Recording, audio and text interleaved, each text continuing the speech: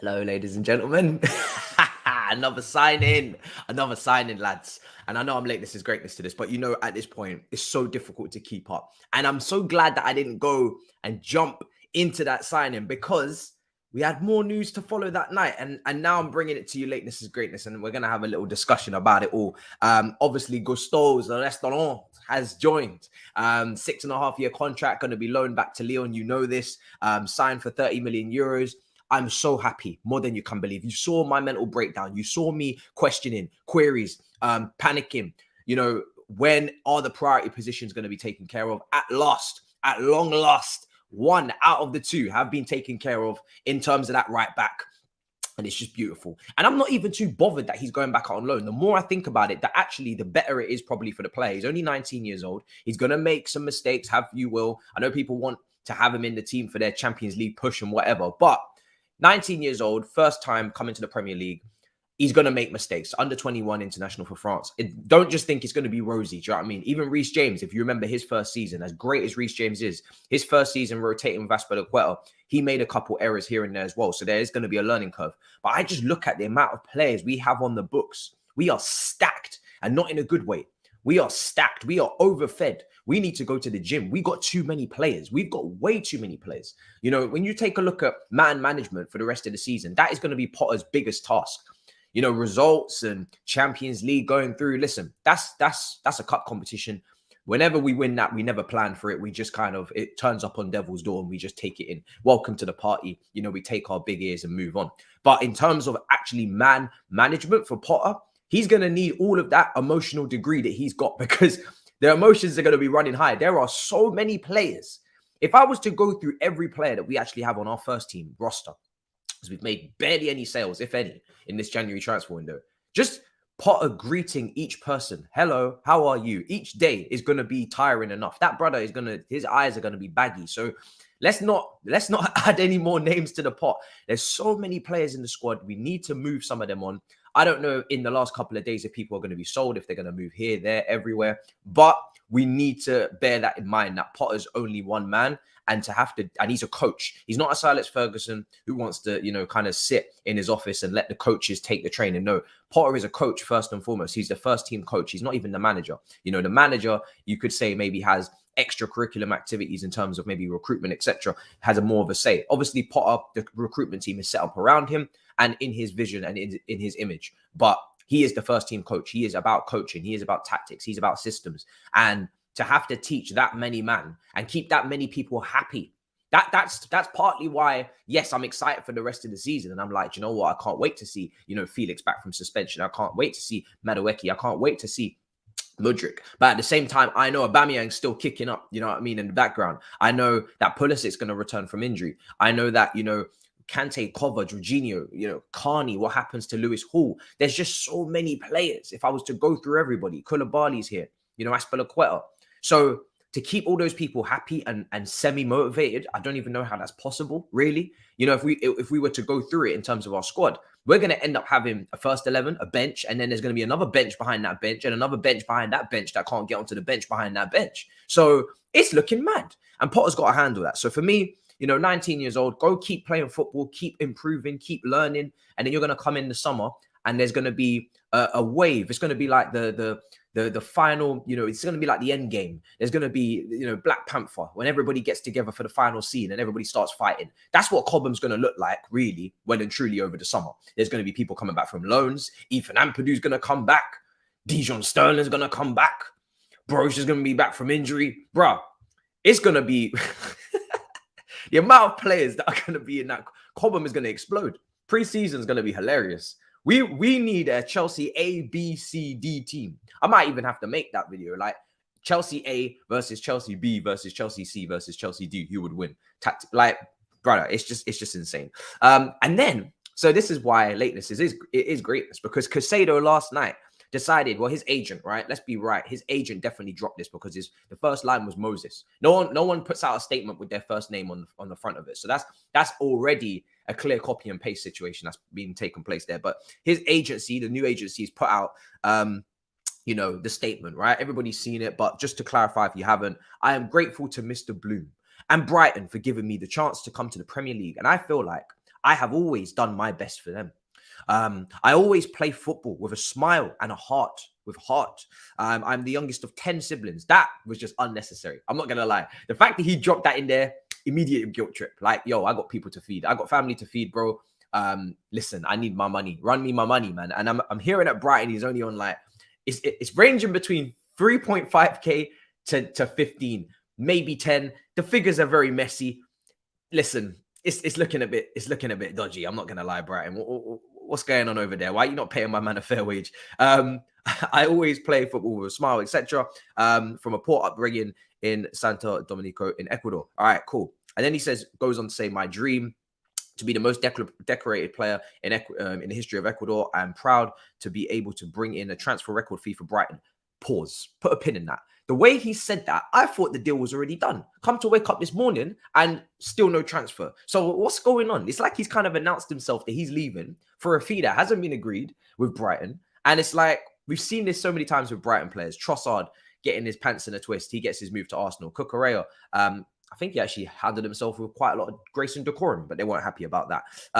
Obviously, you know, we've seen that statement before from Brighton. They put out the statement saying Cucurella is not going anywhere. Fabrizio says, we'll see who lied. And next thing you know, Cucurella is at Chelsea. And now Brighton put out another statement. Caicedo is happy at Brighton. He is focused on Brighton. Not according to my notes. It seems like he's far from focused from Brighton. So I already knew when they dropped that statement that they faked it. You know, they kind of forced him to have that opinion or that statement and put it out there to say he's focused. He ain't really focused. How could he be? And then he's put this out. His agents put this out to say that I'm far from focused and he would like to leave. The fans have taken to me, you know, into the hearts. And they will always be in my heart. Rowdy. I want to take this opportunity, massive opportunity. Now, you want my prediction? My Arsenal versus Chelsea prediction for Caicedo. Who will get him, right? Arsenal have had a £60 million bid rejected. We've had a £55 million bid going into the last couple of days of the transfer window. Drama. Do you want me to tell you my honest opinion? He ain't going anywhere. He ain't going anywhere, bro. He ain't leaving. I'm not leaving. I'm not leaving. He ain't going anywhere. Brighton, they've made it very clear. First of all, they set a £100 million price tag on his headpiece. Hence why he's probably retaliated in this way with his agency, because that's a mad, ridiculous fee to have to ask. Then I heard the asking price is 90. We all know Arsenal ain't overpaying for anybody. They've made that very clear with Mudryk. And Chelsea, I don't think this is a player that they actually want to overpay for. I think they were more than happy, as I was, to overpay for Enzo Fernandez because they feel that's a very unique type of profile that you rarely get at the moment. And hence why I believe if we FFP wise could just break that release clause and just bring him in, I think we would have done it. It's the only reason why we haven't done it is because of amortization and spreading the costs and all these type of things.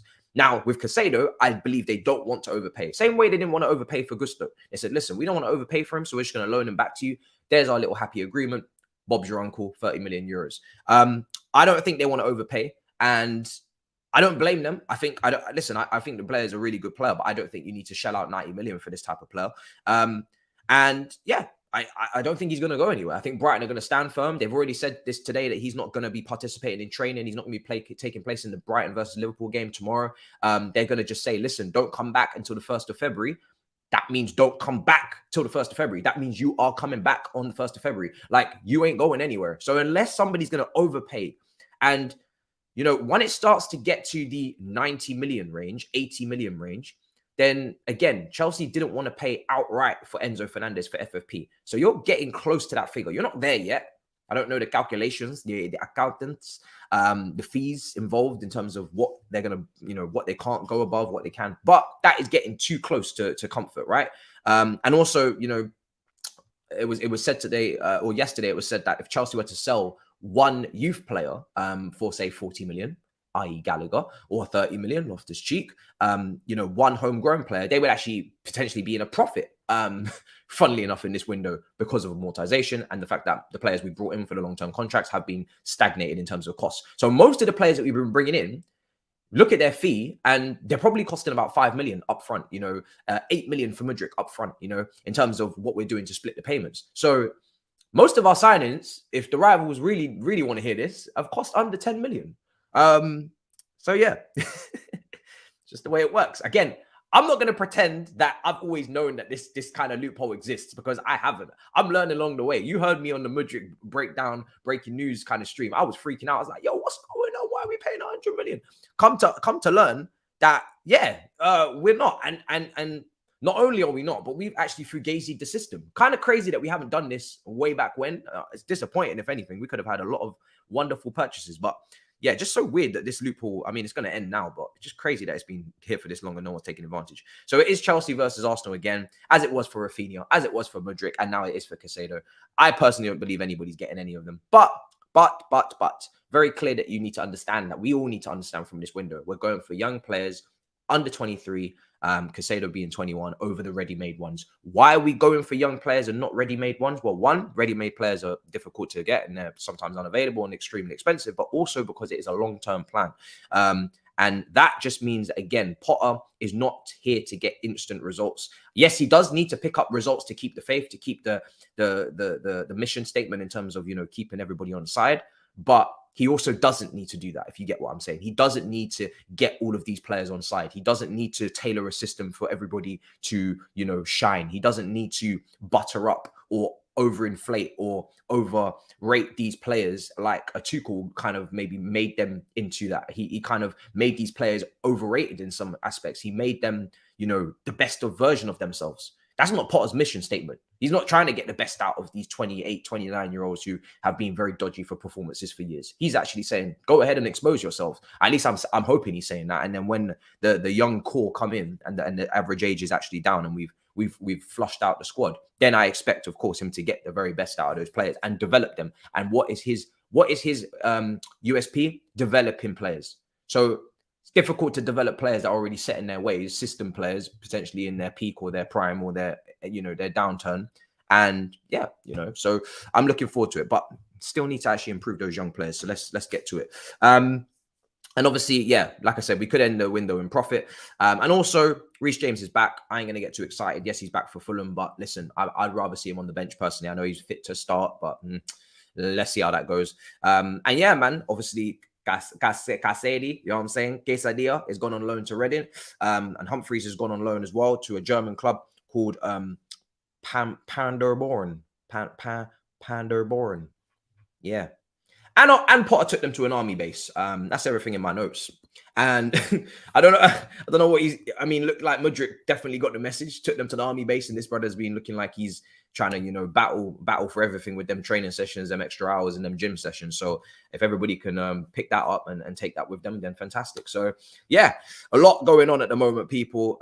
Will this Caicedo thing happen? It will be the final transfer. I'm still hoping that Enzo Fernandez, like, listen, the way we did the Gusto deal, if you could do that for Enzo Fernandez, lump sum, loan him back, then maybe send a couple other players out on loan as well. Maybe a Santos, maybe a Fofana, if they're interested. Sweeten the deal. Everybody keeps their players until the end of the season to win their Portuguese league, and then he comes to us in the summer. 80 mil up front. I don't know whether or not they're interested. I'm just saying, could you do something for me, Benfica? That's all I'm saying. So yeah, until next time in a bit, people. Peace. Pick up your damn selves, people. Let's go. Come on.